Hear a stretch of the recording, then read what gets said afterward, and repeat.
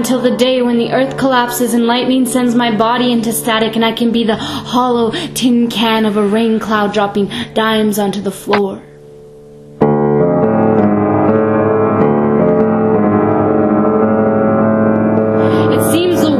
The dirt underneath my fingernails or between the crooked toes of my bare feet. And although I found a family of burrowing moles like me who hold my hand, who dig past mines of silver, who dig past swells of oil, although they've caressed my fur to smooth me out and calm my nerves, I still sink a foot or so every time I open my eyes like kaleidoscopes fresh from slumber, twisted in tumbling timelines of my terrific twinkling dreams of telepathy and love that won't be snuffed even in the darkest of places, even in the pit of my giant stomach, even in the deepest mine we can find.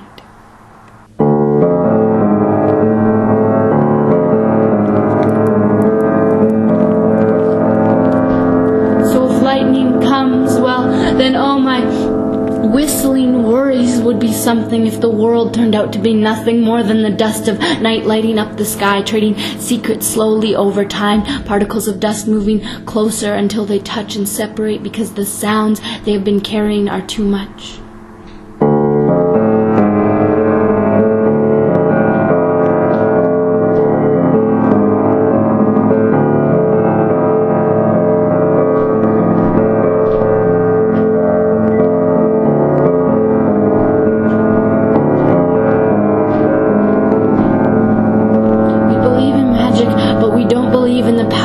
Of our guts, what would happen if they spilled out of our mouths in the form of silver whistles, shouting out all the lies we ever told at an unbearably high-pitched frequency. And although I've found what I've been looking for, I still cling to my whistling worries because I know the pit of secrets that still lies in the soil of your stomach's garden.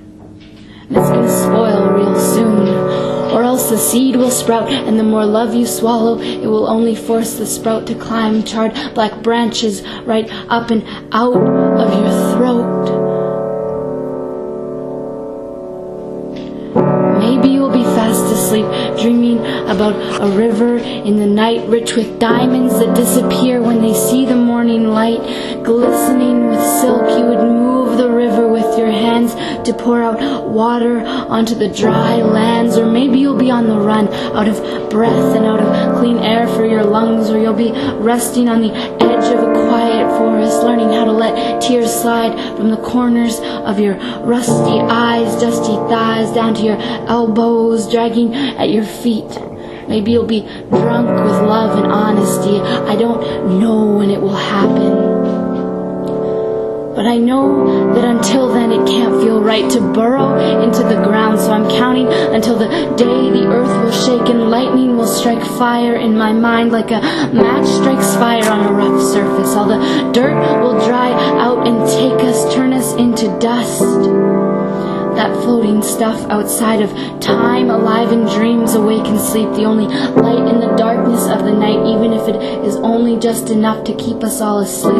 to swallow us into the giant belly and breathe us into heaving lungs, dust so small and sparkling and just barely strong enough to suspend our thoughts like stars hanging in the violent tulip purple air, silver stranded freckles close enough to fuel our dreams, too far away to understand us, beautiful enough to leave my body stiff in awe, dark enough to let sense plummet, favoring the misery of mystery.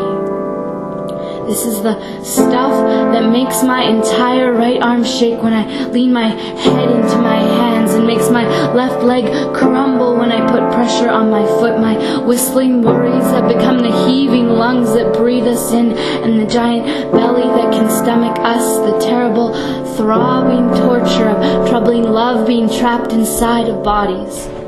I'm counting down until the day when lightning strikes and sends my body into static, and I can be the hollow tin can of a rain cloud dropping silver beads of sweating sound into the filtering pipe tobacco smoke sewer system that is your ears, so you may hear a whisper of the tin rain tears and feel the touch of the lost dust love, even if only in a dream you won't remember, when your eyes like telescopes open iris wide, black holes descend the tin rain tears you felt for a moment back into the